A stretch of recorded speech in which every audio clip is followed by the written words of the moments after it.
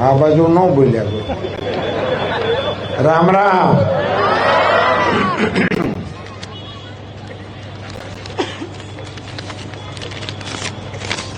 સતવારા સમાજની રાજકોટ ખાતેની આ સભામાં મંચ પર બિરાજમાન મારી સાથે પધારેલા ભારતીય જનતા પાર્ટીના પ્રદેશના ઉપાધ્યક્ષ ભાઈ શ્રી ભરતભાઈ બોગરા, રાજ્યસભાના મારા સાથીદાર ભાઈ શ્રી મોહનભાઈ, અમારા જૂના આગેવાન નાગદાનભાઈ, અને મારે કાંઈ ભાષણ કરવું જ ન પડે એવું જેમણે સ્વાગત પ્રવચન કર્યું એવા શ્રી મોહનભાઈ. મારે જે માંગવાનું હતું એ તેમણે વગર માંગે આપી દીધું.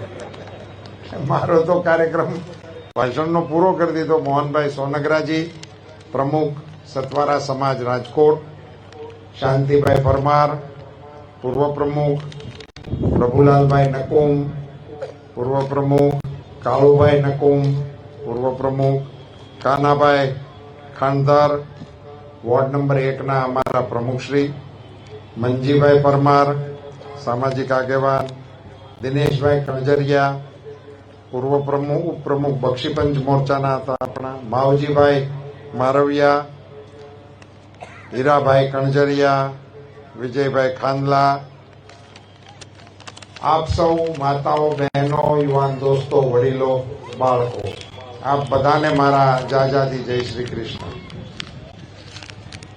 મોહનભાઈએ વિગતવાર વિષય મૂક્યા અને વિવેકમાં એવું કીધું કે અત્યારે તો તમને કઈ ન કહેવાય, પછી અમારું ધ્યાન રાખજો. મારે બે મહાનુભાવોને આ સભામાં યાદ કરવા છે. એક અમારા મેઘજીભાઈ રંગાડિયા, મારા બહુ જૂના જાયભાઈ, વર્ષો સુધી રાજનીતિમાં એમણે અમારી સાથે કામ કર્યું અને મારા સિનિયર એમ કહેવામાં મને જરાય સંકોચ નથી. એ મારા સિનિયર હતા. એની બંગલી ચોકમાં દુકાન, ત્યાં જ અમારી સભા હોય, અને ખૂબ વર્ષો સુધી એમણે જનસંઘ અને ભારતીય જનતા પાર્ટીને ટેકો આપ્યો. અને બીજા અમારા મેઘજીભાઈ કણજરિયા અમારી સાથે વિધાનસભામાં પણ હતા, અને એક મારા કસાયેલા કાર્યકર્તા જામનગર જિલ્લાના, જેને અમે ગમે તે જવાબદારી સોંપી હોય તો સોંપી શકીએ એવો મજબૂત માણસ હતો. એ અમારી વચ્ચેથી વહેલો ગયો. આ બધા આગેવાનો ની સાથે અમારે વર્ષો સુધી કામકાજ કરવાના અવસરો પડેલા, મળેલા, અને સતવારા સમાજ તરીકે અમે હંમેશા એવું માનીને હાલીએ કે ક્યાં સતવારા સમાજની વસ્તી વધારે છે તો એ સીટ આપણી શ્યોર ગણાય. અમે પાર્ટીમાં એવું એસેસમેન્ટ કરતા હોય. એમાં આજે મોહનભાઈ એક વાત કરી, મને બહુ ગમી કે અમે ટેકો આપીએ હોય 100% આપીએ, પછી એમાં કઈ વટાવ કાપતા નથી.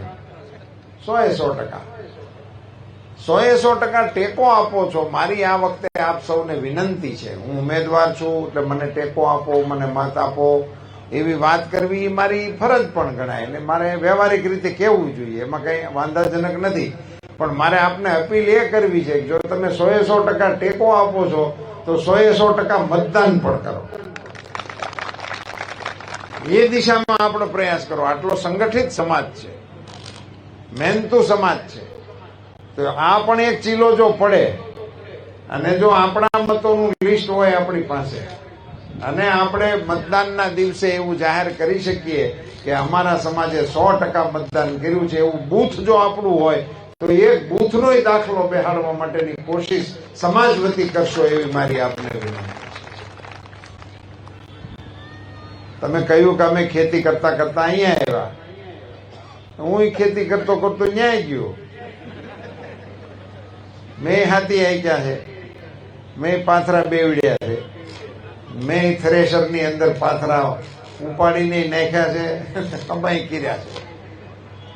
આ બધું તો આપણી જવાબદારીમાં હતું મિત્રો, પણ દેશમાં અને આપણા રાજ્યમાં આપણને નરેન્દ્રભાઈ મોદી જેવા નેતા મળ્યા એટલે ખેતીમાંય ફેરફાર થયો, ધંધામાંય ફેરફાર થયો, અને અહીંયા તમે આવીને વસ્યા કારણ કે અહીંયા ઉદ્યોગ વિકસ્યો એટલે આપણને રોજગારી મળે એટલે આપણે અહીંયા ટેક્યા.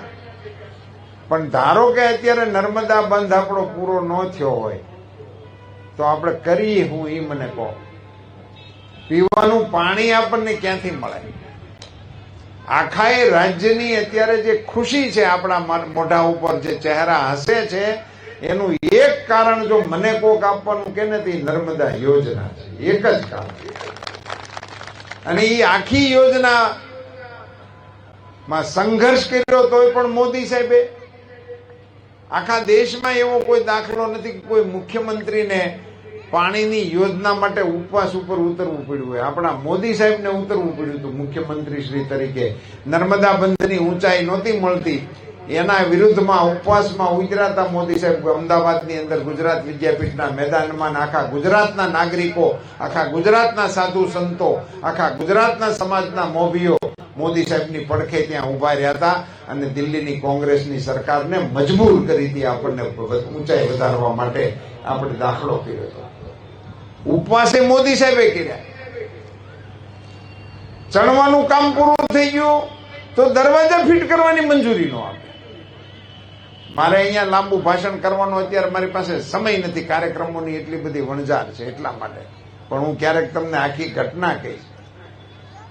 હું રાજ્યસભામાં એ વખતે પાર્ટીએ મને મોકલ્યો હતો. ડોક્ટર મનમોહનસિંહજી આપણા વડાપ્રધાન હતા, મોદી સાહેબ આપણા મુખ્યમંત્રી. અમને સંસદ સભ્યોને સાહેબ ફોન કરીને સમજાવે કે ત્યાં તમે સંસદ ચાલુ થાય ત્યારે આ નર્મદા બંધના દરવાજા બંધ કરવાની પરવાનગી માંગજો.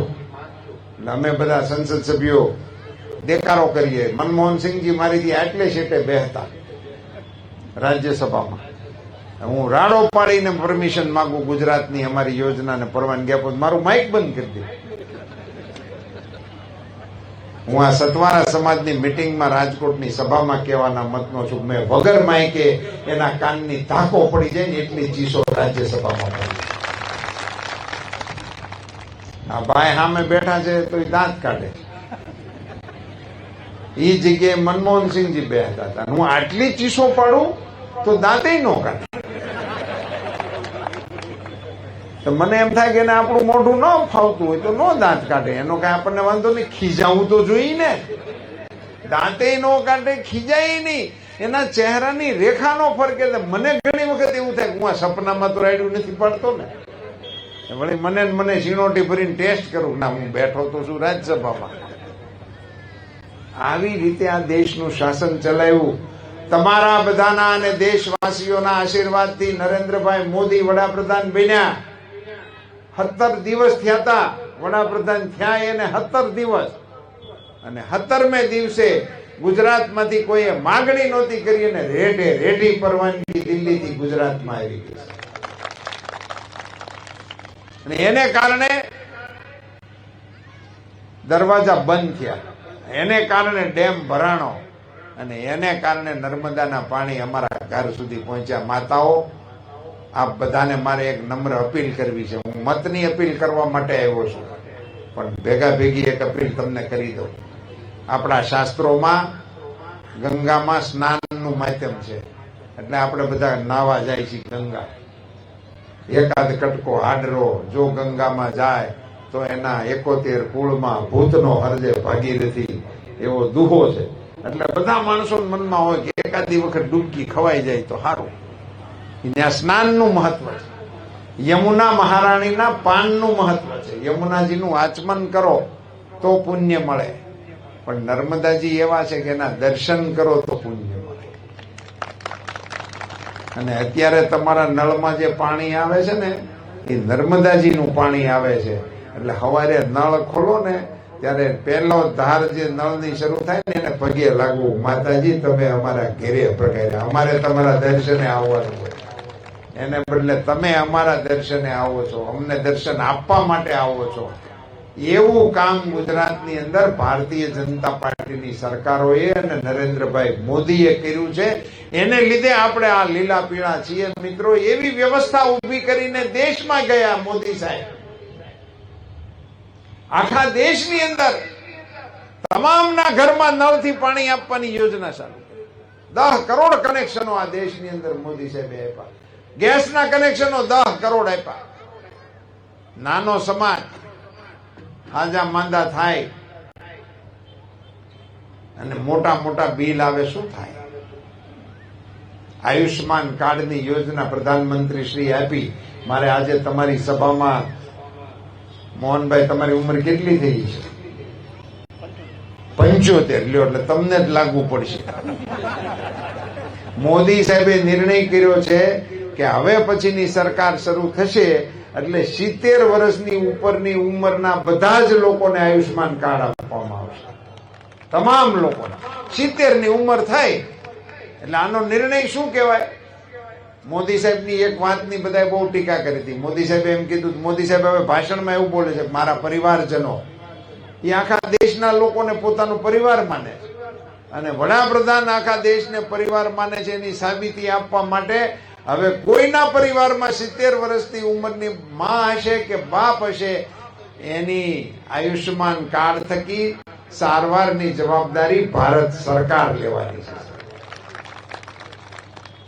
કલ્પના કરો કેવું વિચારે છે ત્યાં બેઠા બેઠા મોદી સાહેબ. 70 વર્ષનો થાય નાગરિક તો એની જવાબદારી હવે એના પરિવાર નથી, એ જવાબદારી હવે મોદી સાહેબની છે. એવી રીતના નિર્ણયો કરનારા નેતા જ્યારે આપણી પાસે હોય અને એને ત્રીજી વખત વડાપ્રધાન બનાવીને વિશ્વની અંદર ભારતનો વટ પાડવાની જે વાત આખી દુનિયા સ્વીકારે છે, એવા સંજોગોમાં આ ચૂંટણી આવી છે. ત્યારે આપ સૌને મારી આગ્રહભરી વિનંતી છે, 6:30 લાઈનમાં ઉભા રહેજો. 6:30 7:30 મત પડી ગયા એવા હતવારા સમાજના ફોન આવવા જોઈએ. અમારા થઈ ગયા. બીજાનું જે થવું હોય થાય. મહેનત કરવા વાળો વર્ગ આપણે છે ને, આપણે વહેલા ઉઠીને બીજા કામે જઈએ છીએ. તો આ વખતે આપણે કામ કરતા પહેલા મતદાન મથકે જઈ 100% મતદાન કરીએ. માતાઓ બહેનોને મારી વિનંતી છે કે ટપકું મતદાનનું કરી દે, ત્યાર પછી જ નાસ્તાની એની યોજના બનાવીએ. કડક કાયદો કરજો, ઘેરે પરિયાણ કરી દો. ટપકું કરીએ એવા તો આવો, શા તૈયાર છે, પણ જી આવો મતદાન મથકે પછી મળશે. આવી વ્યવસ્થા થકી 100% મતદાન. પણ કોઈ બૂથ આપણું હોય મોહનભાઈ, જેમાં હંધાય આપણા જ હોય, તો એ મતદાન મથકને હોય 100% મતદાનમાં કન્વર્ટ કરી અને આપણે છાપામાં આપવું છે કે અમારા આ બૂથનું મતદાન અમે 100% કર્યું. એ પ્રકારનું આપ મતદાન કરશો. મોહનભાઈએ કહ્યું છે એ પ્રમાણે કે પછી મારે તમારું ધ્યાન રાખવાનું છે. તમને એટલી જ ખાલી ખાતરી આપી છે કે તમે હારો હાથી રાખ્યો. હા, એમાં આપણે વ્યવહારિક વાત છે. તો હાથી એટલે હાથી. પછી આપણે દેશી ભાષામાં જે રખાય ને, આપણે પછી નવા કરાર ક્યાં કરવા જવા? હા, તમારે 5 વર્ષમાં એક જ વખત મારું પાણી વાળવાનું છે, બાકીનું 5 વર્ષ મારે વાળવાનું. આપ સૌનો ખૂબ ખૂબ આભાર. ભારત માતા કી. अब की बार फिर एक बार धन्यवाद.